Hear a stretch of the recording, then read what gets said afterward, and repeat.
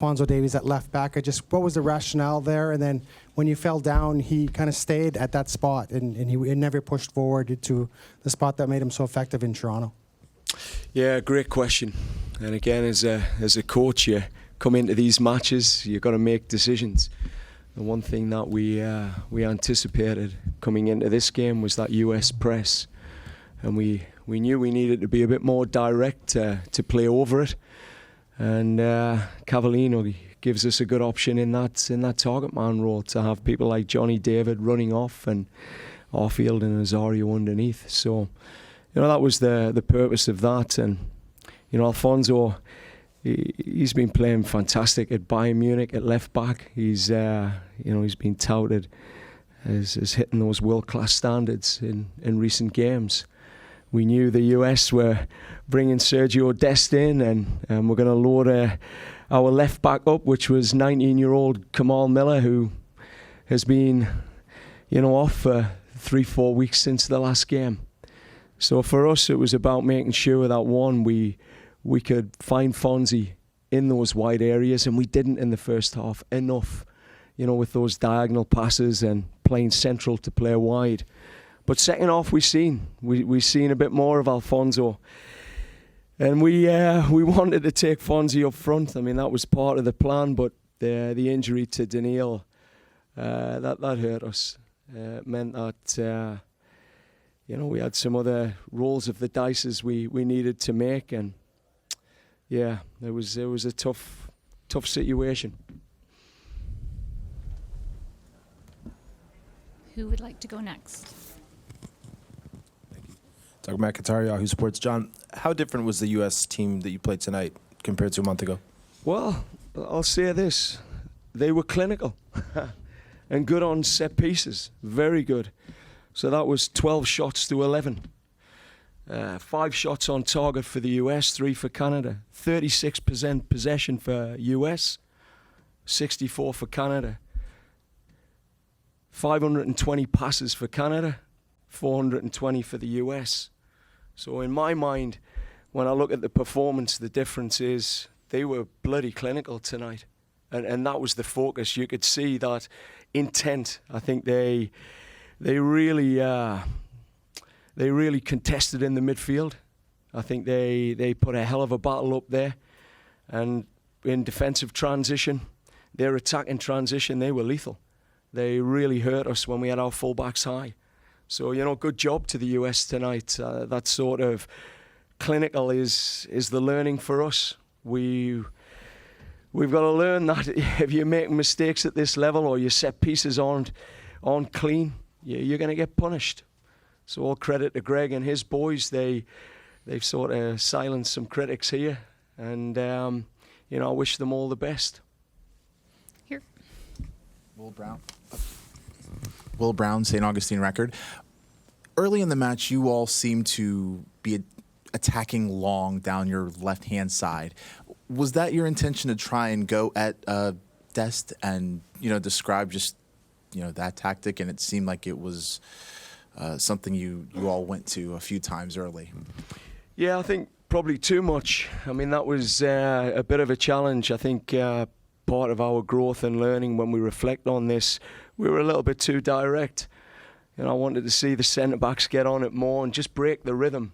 But that was part of the tactic. It was about, we knew we could load up Dest with Cavallini and then have Alphonso picking it up underneath with Azario and have a height mismatch with Alphonso and Dest as well on the diagonals. So we thought there was an opportunity there, but Dest played really well tonight. And to be fair, I thought Long had a terrific game. I thought he was an absolute colossus for the US tonight. So congrats to them, and we'll go back to the drawing board and have to think it through. Gavin Day, MLS Soccer. John, you mentioned Kamal Miller as the backup, as someone who hasn't seen much action. You have Sam Adekubi, who's playing regularly as a left back in Norway. What's he missing that he might get included in the picture left back then? Well, I think Sam's played only 2 games in 6 if you're tracking his career. He hasn't been regular in Vålerenga. And Vålerenga Sam's working as hard as he can. And I think for us, it's, when you've got Bayern Munich's starting left-back, who's playing Champions League, who can give you that width and provide that inner tactic as well as athletically deal with the players the US have, which is pace for fun on that side. You're coming away to an away venue where a draw could see you through. He's the best left-back in Canada, without a doubt. And arguably he's the best left-back in Bayern Munich. So for us, I think it's a no-brainer. I mean, we'd love to have him up front. We'd love to be able to play him in two positions. But when you've got quality like Jonathan David, Junior Hoylett, Lucas Cavallini, you're looking at putting all those pieces on the field and putting your best players out there. That's what we did tonight. We came in here to get a result. We didn't bunker down. We came in here on the front foot. We pressed them for 90 minutes. We controlled the game for periods at times, and I think a lot of positives. We just weren't clinical. They were very clinical. KJ, and then we'll go to the front. Christian Jack, TSN. Hey, John, I know you'll go back and look at the goals and the two set-piece goals, but I want to ask you about the second goal. Where did it break down for you, and did it start with Milan's distribution that obviously led to the quick transition? I'll go back and assess it. I think the reality was, again, I think we were a little bit too direct tonight at times, a bit too open in that shape. But I got to credit them. I've got to credit the boys. They'll learn from this loss. This is what we're on the process of. For Canada, we missed the big opportunity. I've got to own up to that. We missed a big chance tonight. We know we've got the quality because in periods we show we're competing with, the best, one of the best teams in Concacaf. So, analysing the goals, in fairness, we had to be better in set pieces.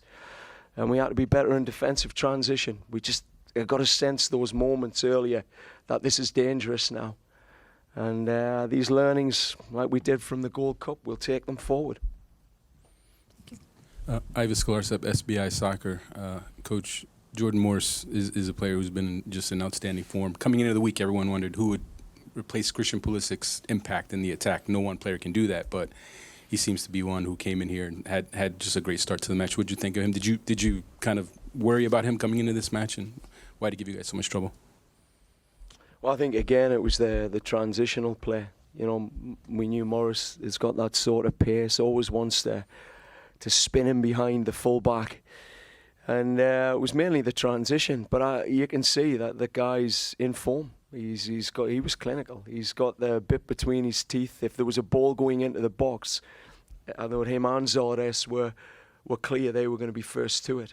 And I think that was the focus the US brought tonight. I think in the middle of it, if you look at box to box, I thought there wasn't much between the two teams, but where it mattered most was what was happening in the penalty areas. And I thought they were better in both boxes tonight.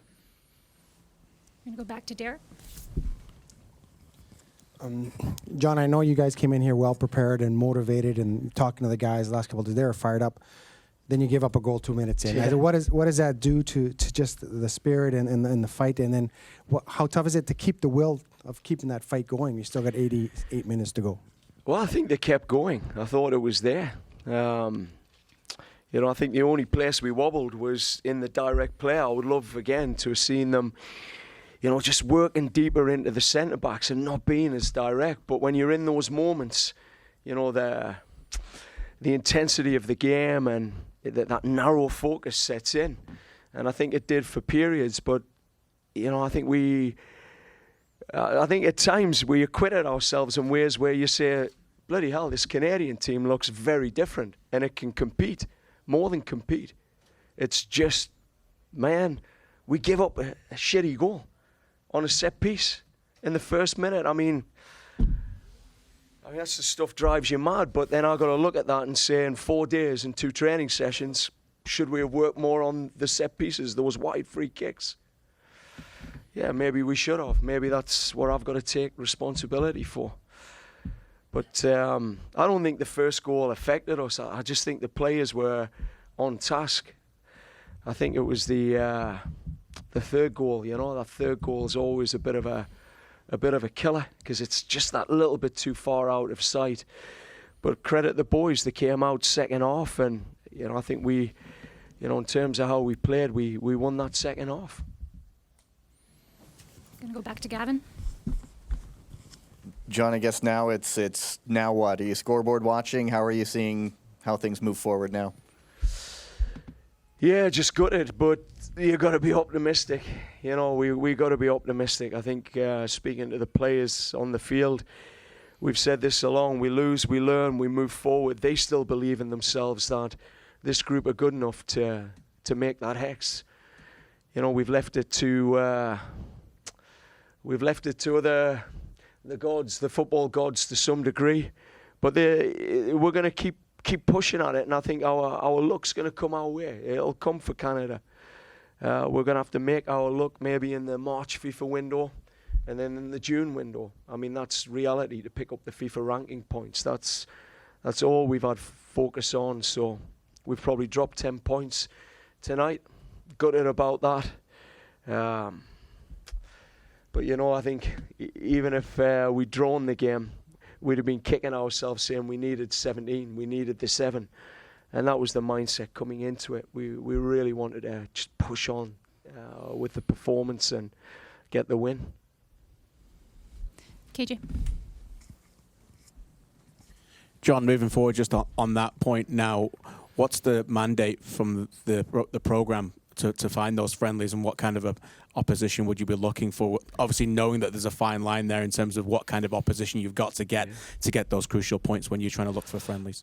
Yeah, well, look, when the system changed, we went through a deep analysis on a lot of different scenarios. So we knew that March window was going to be important.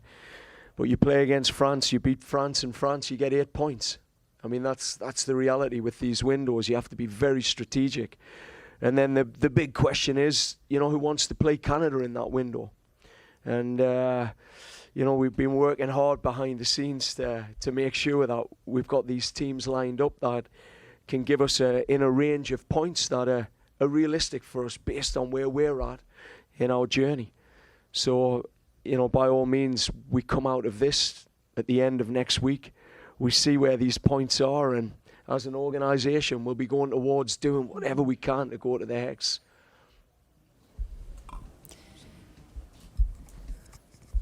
We're good. Thank you very much. Thanks, team.